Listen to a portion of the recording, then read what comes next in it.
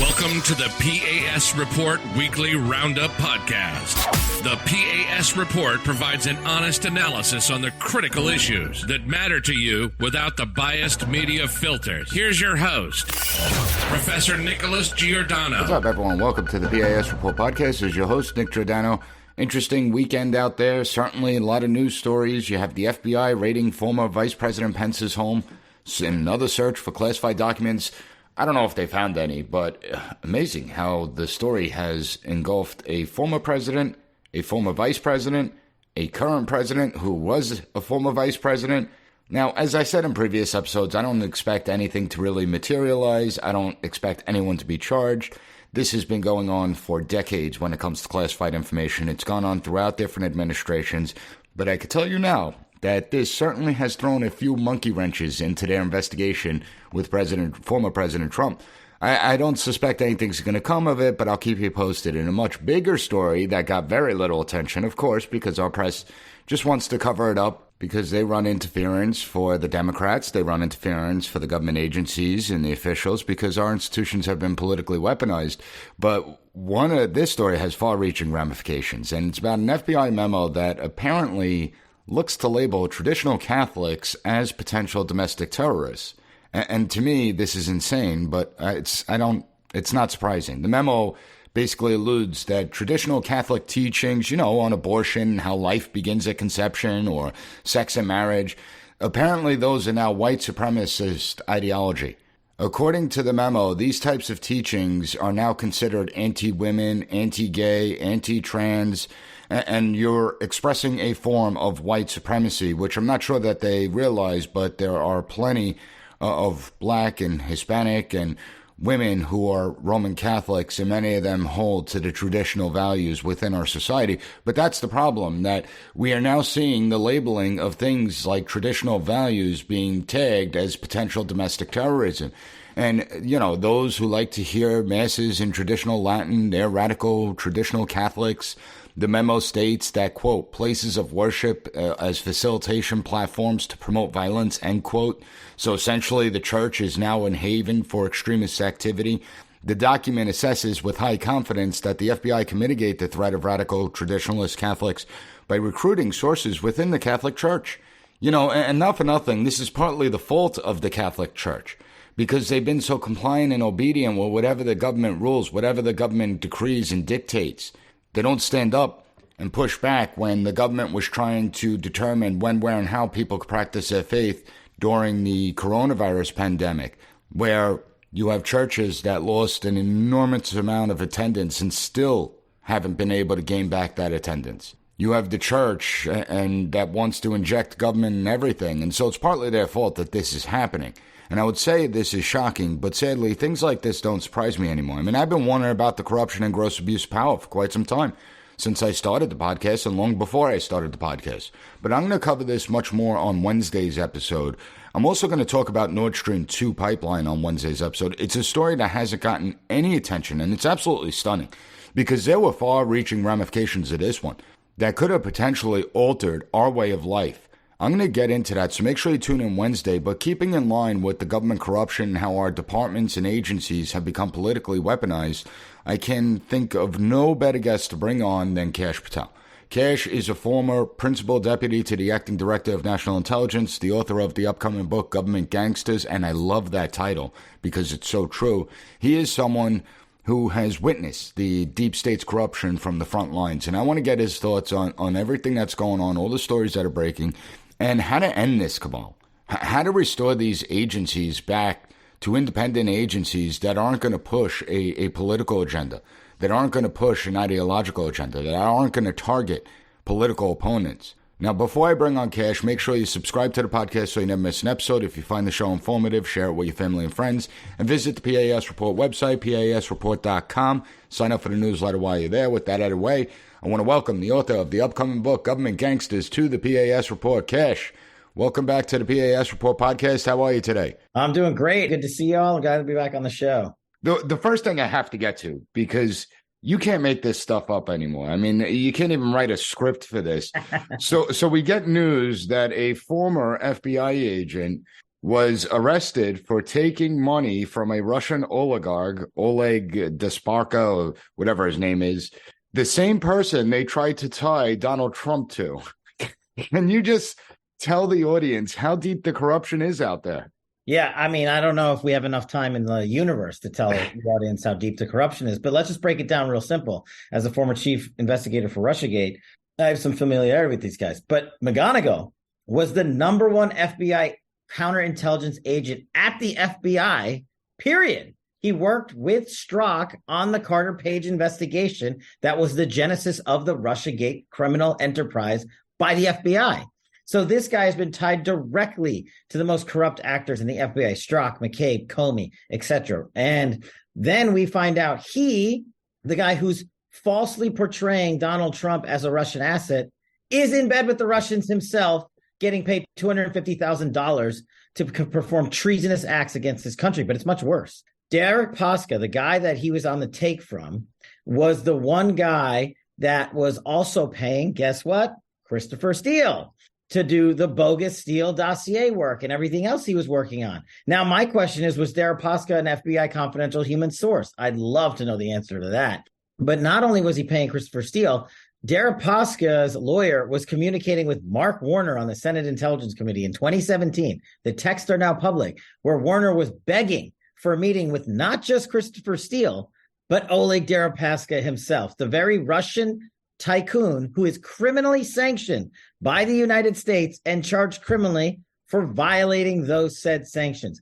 This is the guy the Senate Intel chairman, Mark Warner, wanted to meet with in 2017, and he now wants us to believe, I told everyone about it. There's no there, to borrow from, our friend Uncle Joe Biden. So the corruption is beyond anything I even imagined.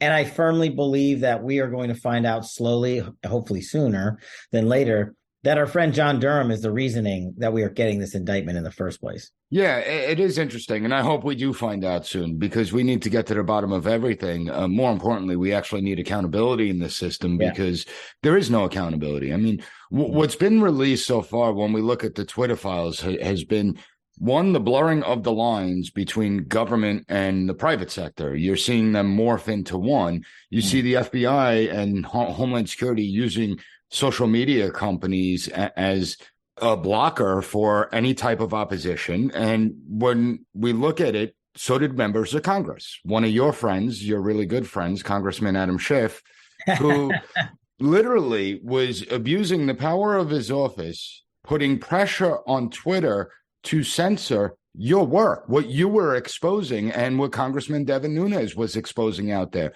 A member of Congress was forcing or trying to force a private company to suppress, mislead, and lie to the American people. What are your thoughts on it? It's worse. They were doing that with one goal in mind: to defeat anything President Trump put out and President Trump himself. They have now been caught, they being the mainstream media and the deep state, or the government gangsters, as I like to call them, have been caught rigging 3 consecutive elections now. A president, and that's what we know of. And that we know of, and a congressional election just most recently. If you talk about Hunter Biden's laptop, and now you talk about the free speech censorship that you're talking about from our friend Watermelon Head.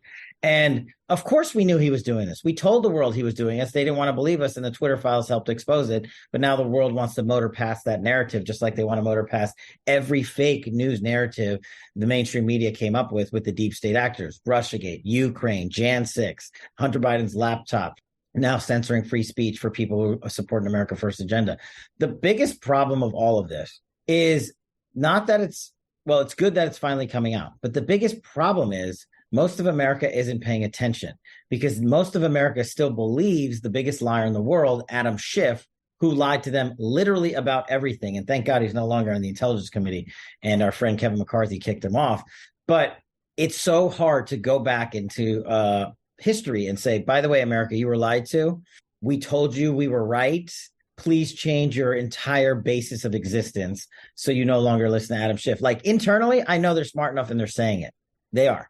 They're not dumb. But publicly, they're never going to go out there and be like, oh, wow, Trump was right. Or, yeah, those guys, Nunes and Kash, they knew what they were talking about in Russiagate. And it's not about us. It's about the disastrous effect, the suppression of free speech from the government of the United States partnering with the biggest tech cretins in the world has done the damage that it has done to our constitutional republic. That is an actual crisis that no one is really talking about. And when we talk about it, the Dems and the radical left call us and label us conspiracy theorists or domestic violent terrorists or whatever they're calling us these days. I can't keep up with the labels. Chris Wray comes up with a new one every other week to glorify his own ego. And he needs to worry more about his own people working with Russians. And that's the thing, right? That's the kicker. These guys, these government gangsters, first Rod Rosenstein and Rob Hur and Chris Wray, and now Merrick Garland along with them all, is in on the cover-up. Because this guy, McGonigal, his criminal conspiracy per their own indictment goes back to 2017, when he was in the FBI working on the Russiagate investigation with Peter Strzok. Chris Wray has been told about the corrupt actors for years, and he has ignored it and lied about it and said nothing to see here, and don't you dare attack the FBI. No, we're not attacking the FBI. We're attacking you and your corrupt government gangsters you employ under your leadership to destroy justice, along with your partner in crime, Merrick Garland, who thinks he is speaking the truth when this week he goes to the podium and says, we don't prosecute anyone based on fear or favor. That is the biggest lie I've ever heard from DOJ. You are prosecuting people because you are in fear and need to curry favor with the radical left and the mainstream media so you can drown out yet another monster corruption scandal at the DOJ and FBI. Yeah, that Garland statement where he says there isn't a two-tier justice system that treats people differently. I mean, that was laughable. But getting to the bigger picture here, so you're right. It's very difficult to get the truth out there once the lie has been out there. And we see that with media reports, right? So media will report something, it gets 100,000 retweets, and then they have to report a correction. That correction gets like 500 retweets. Yeah. So we see the disaster and how difficult it is. But what I find more concerning is over the last few years, if you look at some of the Twitter hires, the Facebook hires, Instagram hires, you see a lot of former law enforcement and intel officials going to these big tech companies, serving on their board, serving as chief legal counsel. Obviously, Jim Baker, another one that was prominent within the Russian collusion hoax that took place. We see that the FBI and the intelligence apparatus has infiltrated these organizations, these companies, paying them big money, and then these people are pushing a political agenda. They're not helping the companies, just like they didn't help the American people. It's about a political agenda that they want to push.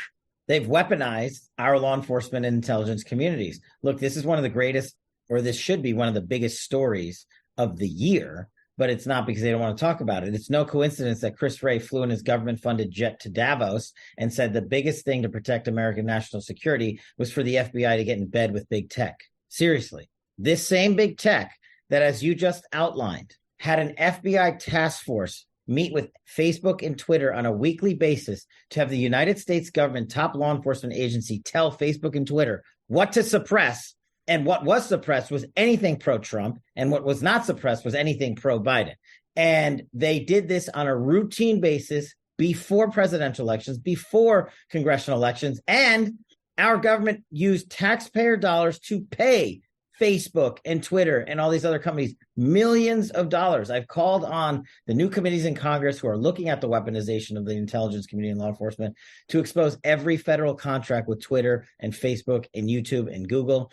It's not going to be $3 million that we know about right now. It's going to be hundreds of millions of dollars. And this is taxpayer dollars. This is our money paying for it. So we may have caught them, but don't you think for 1 second that they're going to stop the weaponization of the government. They're going to double down, go bigger on the contracts, and figure out more creative ways to hide their corruption because they got caught this one time. But they're so arrogant, and they think that they can subvert a constitutional republic, our democracy, by getting in bed with big tech. And it's one of the biggest things that Donald Trump has basically advocated against. It's why he created Truth Social. It's why I live on that platform now, because we want actual free speech. We don't want a cheering rally. We want actual free speech, and we want anyone and everyone to be say anything as long as it's not criminal. It's pretty simple. Like the First Amendment is not complicated.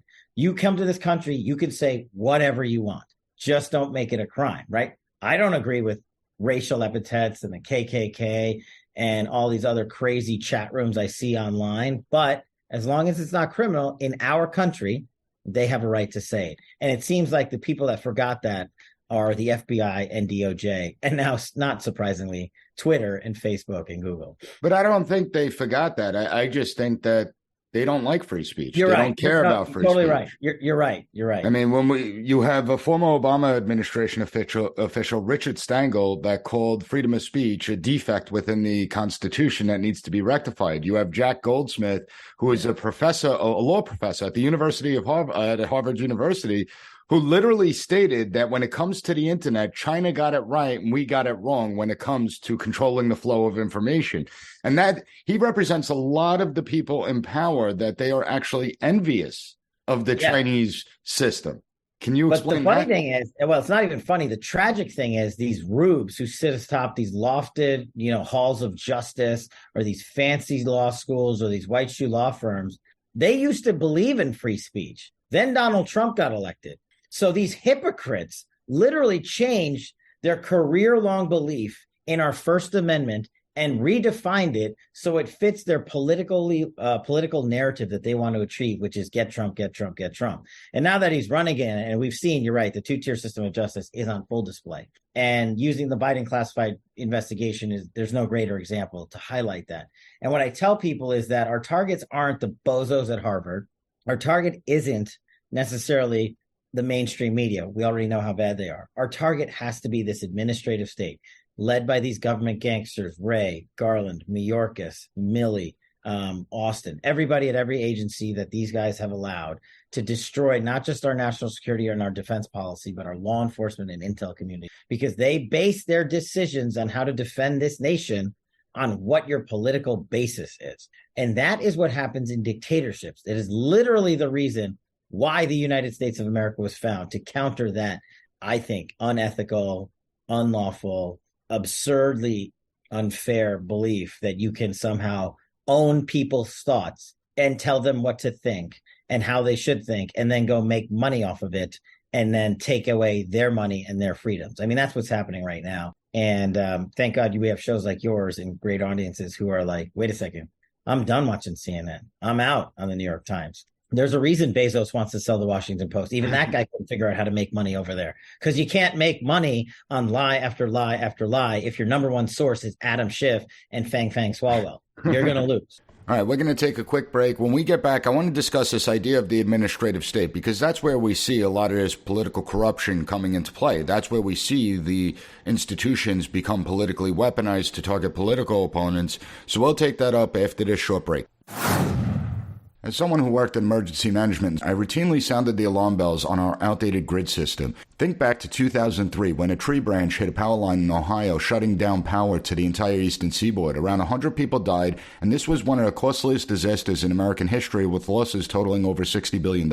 Even the White House sees it. They're saying 2/3 of the grid are at least 25 years old, and they recently announced billions of dollars to update it. But we're talking about the government here. How long do you think that's going to take, if at all? When an incident happens, you have to rely on yourself. Be prepared for yourself and your family. With the Patriot Power Generator, you get a solar generator that doesn't install into your house because it's portable. You can take it with you, even use it inside. But it's powerful enough for your phones, medical devices, and even your fridge. Right now, you can go to 4patriots.com, use code P.A.S. to get 10% off your first purchase on anything in the store, including the Patriot Power Generator. You'll also get their famous guarantee for an entire year after your order, plus free shipping on orders over $97. A portion of every sale is donated to charities who support veterans and their families. Just go to 4patriots.com, use code PAS to get 10% off. That's 4patriots.com, use code PAS to get yours today. One of the things that you said is very important, that we have to tackle the administrative state, that's the root of the problem. I mean, that's what essentially leads to totalitarianism.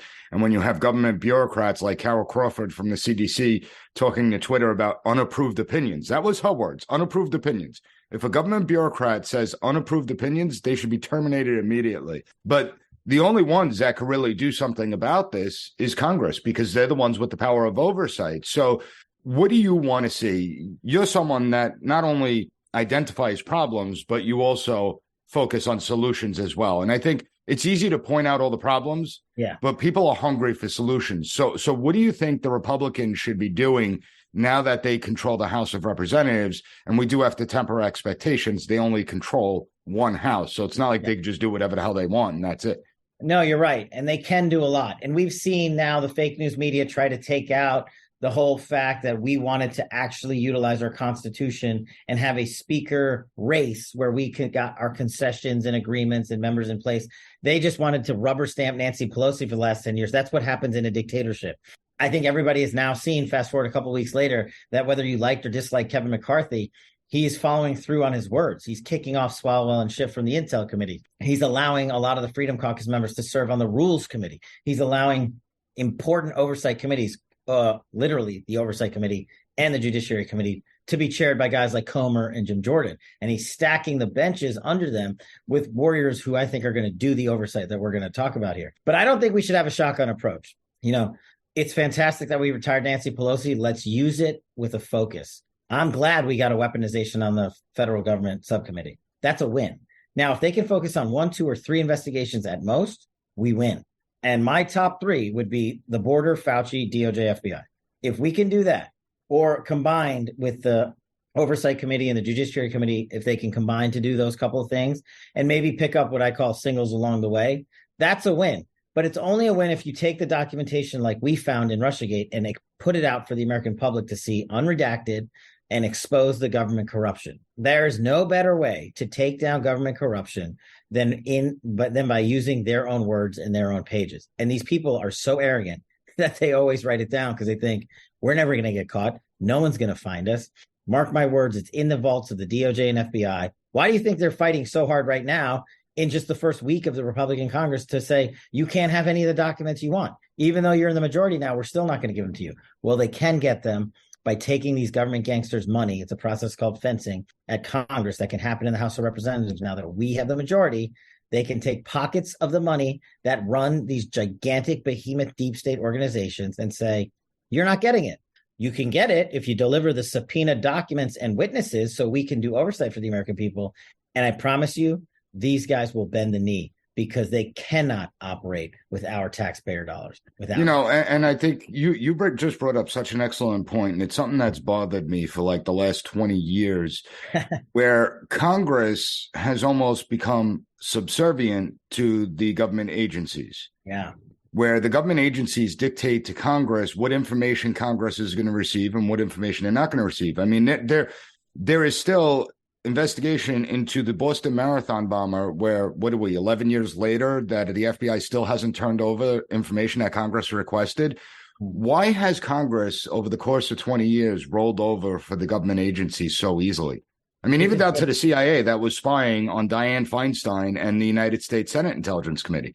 Or how about the DOJ in 2017 under Rosenstein and this new special counsel, Robert Hur, was the then number 3 prosecutor at DOJ, spying on me and Devin Nunes' congressional staffers by subpoenaing my personal records when I was a senior staffer at the House Intelligence Committee for exposing their corruption. You would think everyone would want to know about that, but apparently it's not a big enough story. But look, the reason we didn't have the results we needed is because we had terrible leadership. When the Democrats were in power, we know why we didn't get anything, because they don't want us to have any of it. And Republican leaderships, we had the biggest rhinos of the world, like Paul Ryan running the Republican caucus. So they, of course, did not want to go to town on the DOJ and FBI because, as you said earlier, all of these people rely on the revolving door of employment that when they get out, they get to go have their golden parachute onto whatever board seat or big job in the defense industrial complex or big fancy chair position at whatever big tech company. Donald Trump put out a single sweeping statement that ends all of it. Ban it all. Ban it all. Ban it all. If you're in government, you can't have those jobs. Good. The way it should be. It's the way it should be, at least for like 10 years. If after 10 years you want to go do something, fine, whatever. I don't care. But that's the difference. We had to beg Paul Ryan when we were running the Russiagate investigation, issue subpoenas. Then we had to beg him to use the power of fencing to force the production of documents. And then we had to beg him to let us produce that documentation in a methodical fashion to the American public. When you have to do that, you can't have the proper constitutional oversight that is the constitutional mandated job of the legislative branch. It won't occur effectively. And I think this Republican majority under Kevin McCarthy and the likes of Jim Jordan and Comer and Gates and Elise Stefanik and Andy Biggs and so many other great people, Turner and company, has a single opportunity that has not been utilized by Congress in forever. They can say, we are going to actually provide oversight. We have the backing of our leadership. We're going to give you not only subpoenas, you're going to put your butts in those seats for days if need be. And you, Chris Wray, aren't going to run off on your government-funded jet to your Adirondack vacation house so you can dodge the questions that need to be asked of you and why you are allowing the corruption at the FBI to destroy our premier law enforcement agency and allowing your law enforcement agents to continuously break the law. And why are you, Chris Wray, retaliating against FBI whistleblowers when you said under oath you would never do so?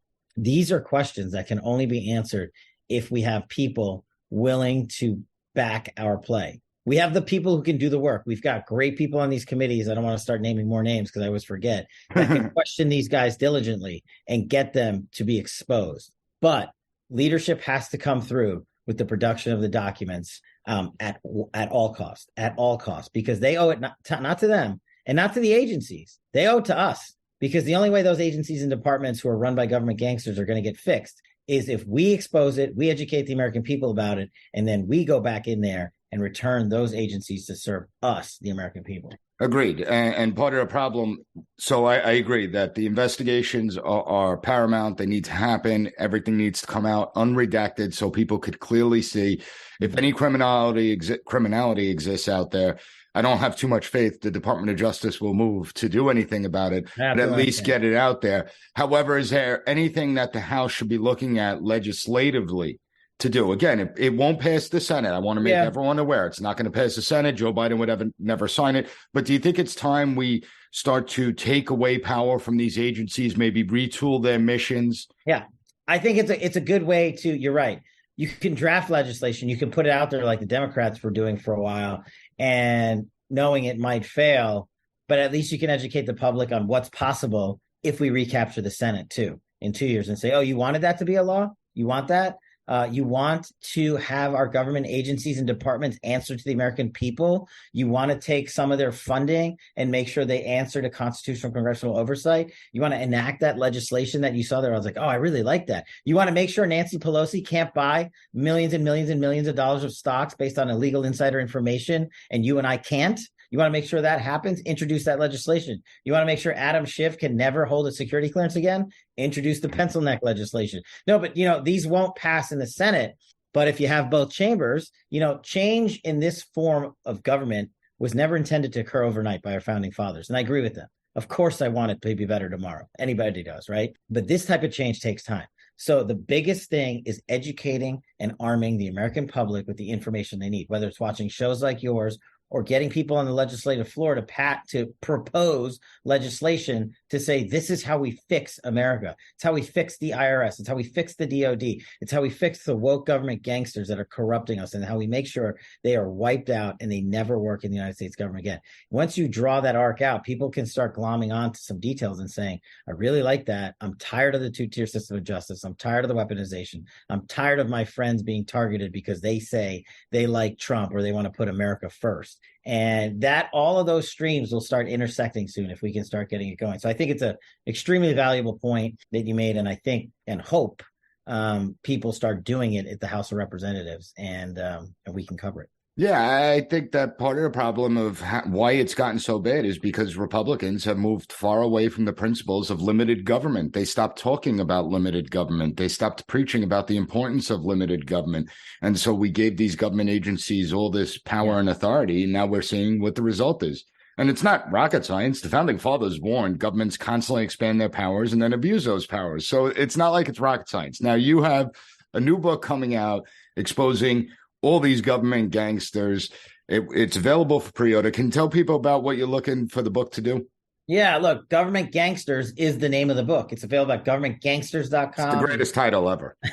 And, I just thought you can, of course, if you want to go to Amazon, you can push the easy button, but we made it even easier for you at governmentgangsters.com. I'm selling actually the book, signed copies, personalized messages. We're having a whole lot of fun over there. But why did I write this book? I wrote a couple of children's books, the Plot Against the King series, and that was a lot of fun. And we did, we were able to educate a lot of the youth. And then I thought, okay, well, it's time to step up with my 16 years of government and say, what's the biggest problem facing America? The biggest problem, in my opinion, facing America when it comes to our national security, defense, law enforcement apparatus is the weaponization of our agencies and departments by the government gangsters running them. Garland, Wray, Mayorkas, Austin, Milley, The list goes on. And it's not just the top tier folks. They install their undersecretaries and their deputies, and they come in there. And what do? Even during the Trump administration, this is not just happening now, but in the book, I highlight how we've had success on the border against the cartels, against the terrorists, against Iran, against China, against Russia, because we put America's mission first. And we beat the government gangsters who wanted to subvert it because they hated Donald Trump. And so I highlight every one of them by name. This is why they're going to hate me. And I tell them how they failed the American people. But like you said in the beginning, and what I learned from Donald Trump, you can't just highlight the problems. Anyone can do that. How are we going to fix it? That's the crux of government gangsters. So I go in there with a wrecking ball, and then I say, okay, every agency and department can be fixed. There's legislative tools to do so. There's oversight tools to do so. There's budgeting tools to do so, executive branch maneuvers to do so, regulations that haven't been used to do so, and most importantly, personnel to enact all of that. And I walk through and tell you how you do it step by step. And we have a lot of fun in there. I tell some stories I've never told about my time in service, especially with the Trump administration. And, the ironic thing is you'll go to governmentgangsters.com and you can get a pre-sale today. And I really appreciate the support.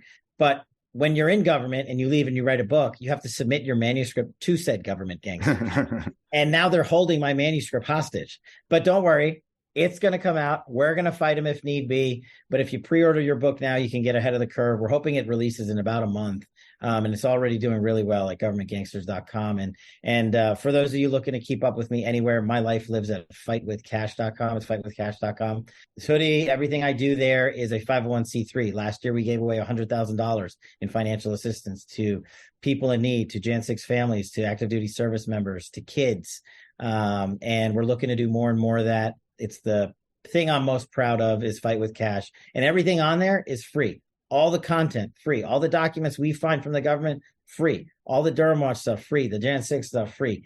And I want people to go and use that as a tool at fightwithcash.com. And then if you really like it, grab some merch because all that money goes right back into the coffer.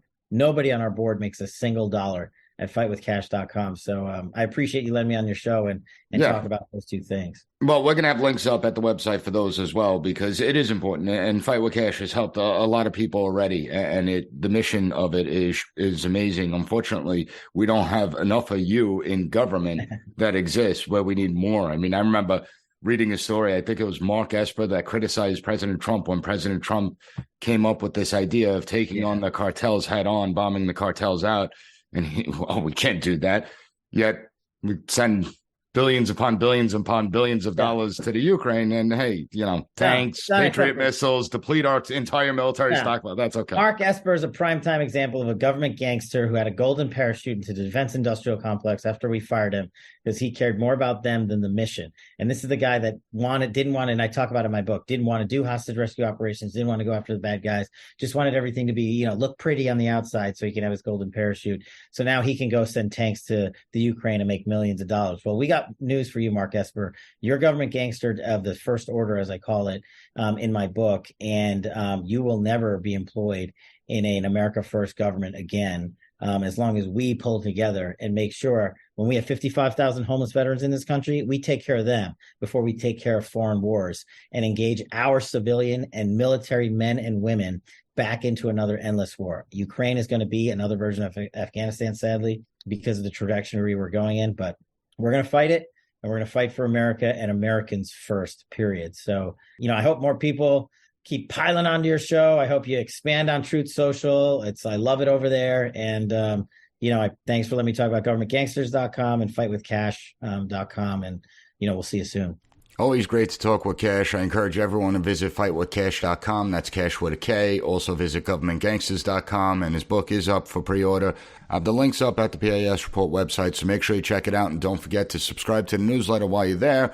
On Wednesday, I'm working on an explosive episode. I'll talk about the FBI targeting Catholics as potential terrorists. I'll also talk about the Nord Stream 2 pipeline, because it's stunning how nobody's paying attention to it. It's receiving no coverage.